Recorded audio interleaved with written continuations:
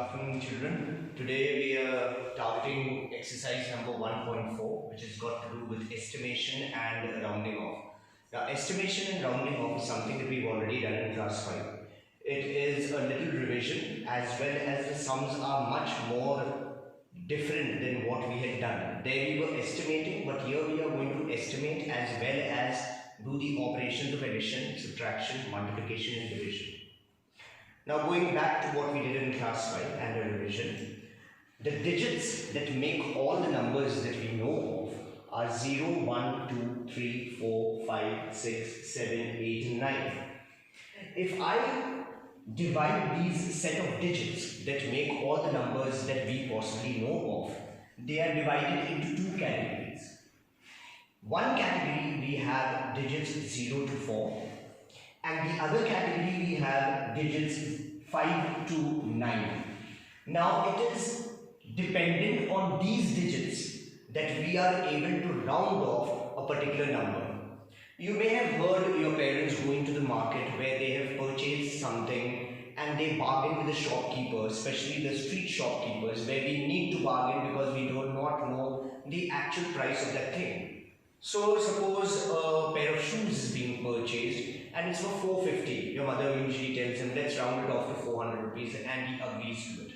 Similarly, if you purchase something for 505 rupees and you don't have 5 rupees with you but a 500 rupee note, the shopkeeper tells you it's okay, I'll just take 500 rupees. That's all called rounding off or estimation. Now how do we do rounding off?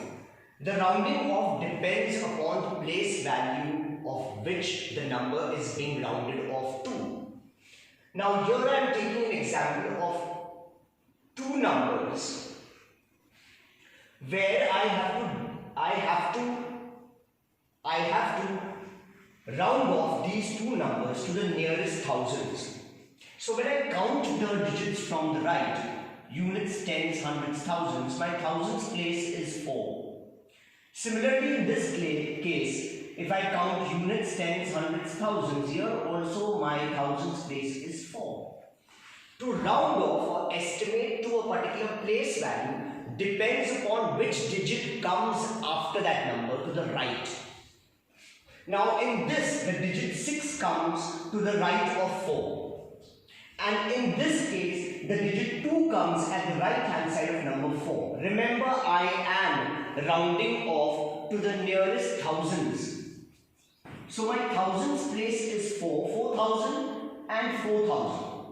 Now the number that comes after it, on that it depends whether this number changes or whether it remains the same. Now when I have the digit after the digit whose place value that I am rounding off, if it is 5 or more than 5, then that particular digit increases by 1. Now in this case, 6 is 5 and more than 5. So this 4 will become 5 and the remaining digits change to 0. And I have rounded it off to the nearest thousands. If I look at the other sum, here after the number 4 I have the digit 2. I am again rounding off to the nearest thousands. In the thousands place I have 4. But after 4 the next digit is 2. Now this 2 happens to be 4 or less than 4. When the digit after the place value that you are rounding off is 4 or less than 4, then that particular digit does not change. But the remaining digits become 0. So we come to the conclusion, it depends upon the number or the digit that comes after the number whose place value we are rounding off. In both these cases, I am rounding off to the nearest thousands. So in the thousands place is 4, in the thousands place is 4. But here after 4 is 6, that is 5 and above. So this 4 will become 5 and the hundreds, tens and units place will become 0.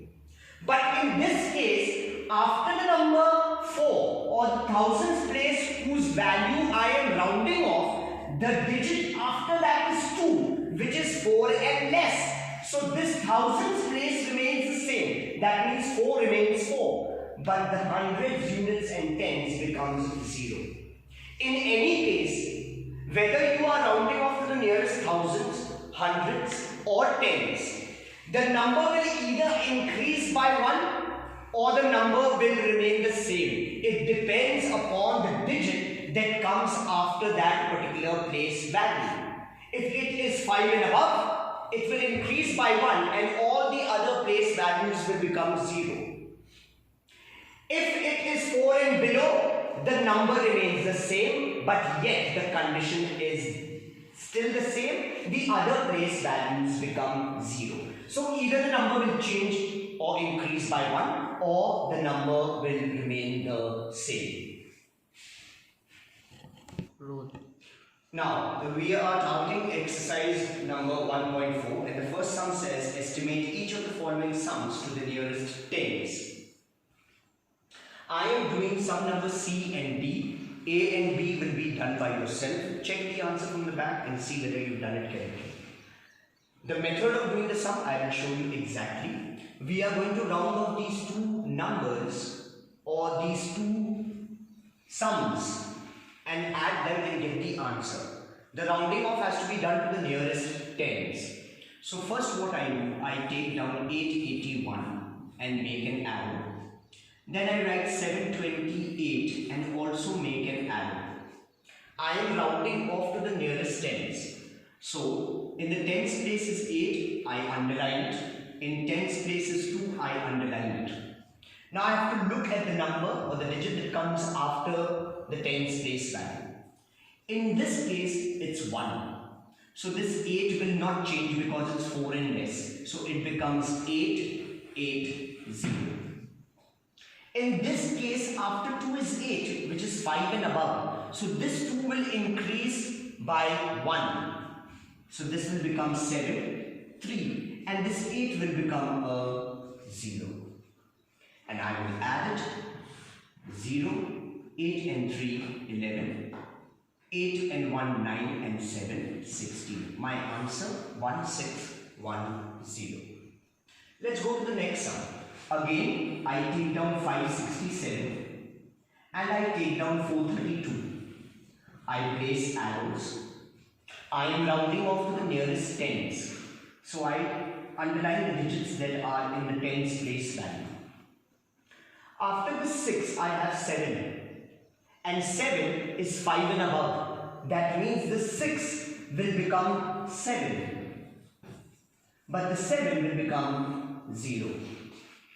Remember, the digits after the place value that you are rounding off, that becomes a 0. Not the digits before them. Those digits remain as they are. It's after the rounding off, the number will either increase by 1 or remain the same. And all the other numbers after it will become 0, not before it.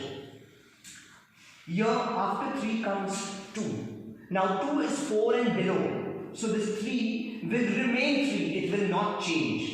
So I get 4, 3, this 2 will become 0 and I add 0, 7 and 3, 10, 5 and 1, 6 and 4, 10. My answer, 1000. Let's go to the second sum. The second sum states, estimate each of the following sum to the nearest hundreds. Now I am going to work to the nearest hundreds. Again, I write 852 and I write 769. Remember, I am now rounding off to the nearest hundreds. Units, tens, hundreds. Underline. Units, tens, hundreds. Underline. To round it off, I need to look at the digit after the place value that I am rounding off. I am rounding off to the nearest hundreds. Now, after the hundreds place value is 5. And the rule is, if the digit is 5 and above, this digit increases by 1. So 8 becomes 9. The remainder becomes 0. After 7 comes 6. So this 7 will become 8 and the remaining 0. I add 0, 0, 0, 0, 0, 0, 9 and 8, 17. The answer 1700. Let's do one more sum. And I take down 5139, 7653. I'm rounding off to the nearest hundreds. Units, tens, hundreds, underline. Units, tens, hundreds, underline. After this hundreds place value, I have the digit 3, which is 4 and below. So this digit does not change. But the rest of the digits become 0. That's the tens place and the units place.